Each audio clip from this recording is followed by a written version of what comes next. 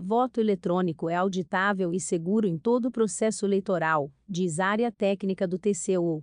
Relatório deve servir de base para voto do ministro Bruno Dantas, que vai nesta quarta ao plenário do Tribunal de Contas da União. Para técnicos, voto impresso é evidente retrocesso. Assisto agora, em Últimas Notícias. A área técnica do Tribunal de Contas da União, TCU, concluiu que o sistema eletrônico de votação adotado no Brasil é seguro e auditável em todo o processo, em diferentes etapas, segundo o relatório de auditoria obtido pela TV Globo. O relatório deve servir de base para o voto do ministro Bruno Dantas, que será levado para o plenário da Corte na quarta-feira, 11.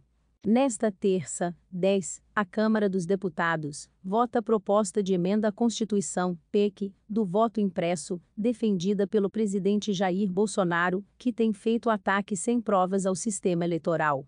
A auditoria no sistema eletrônico foi realizada pelo TCU para verificar em todas as etapas da votação, desde a conferência das urnas eletrônicas até a totalização de votos, a segurança, a confiabilidade e a auditabilidade do sistema.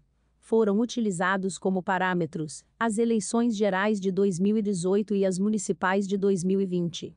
Segundo a área técnica, existem diversos mecanismos na sistemática de eleição brasileira que permitem a auditoria do processo de votação e apuração dos votos com o uso das urnas eletrônicas. Esses mecanismos, de acordo com a auditoria, estão à disposição de diversas instituições, inclusive partidos políticos. No entanto, a auditoria constatou que não há interesse dos partidos políticos em atuar nas diferentes etapas de fiscalização do sistema de votação, restando suprimidas importantes contribuições que poderiam ser agregadas ao processo eleitoral, inclusive no sentido de infirmar convicções favoráveis à necessidade de incorporação de novos mecanismos de auditagem, ou mesmo ratificar essas convicções a partir de experiências próprias de fiscalização.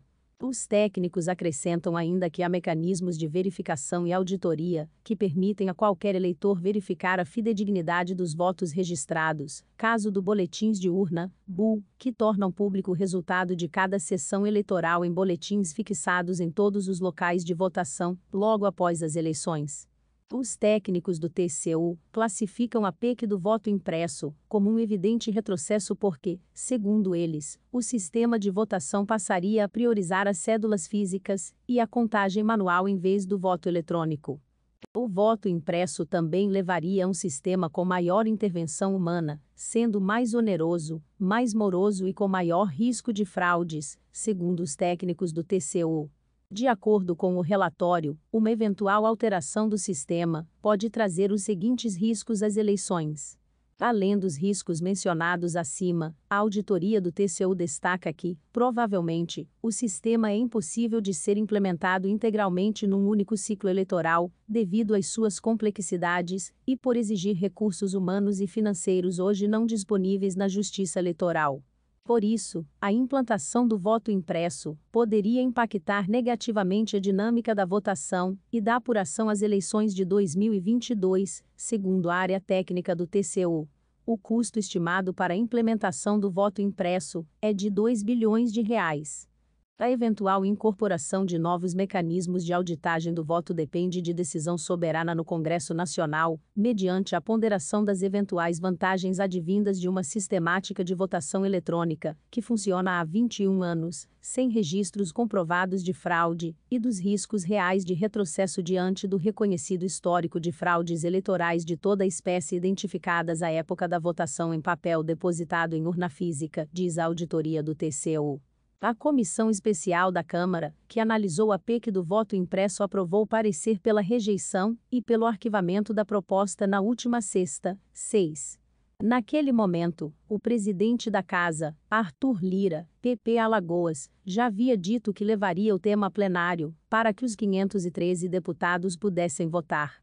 Se for rejeitada no primeiro turno em plenário, a PEC é arquivada em definitivo.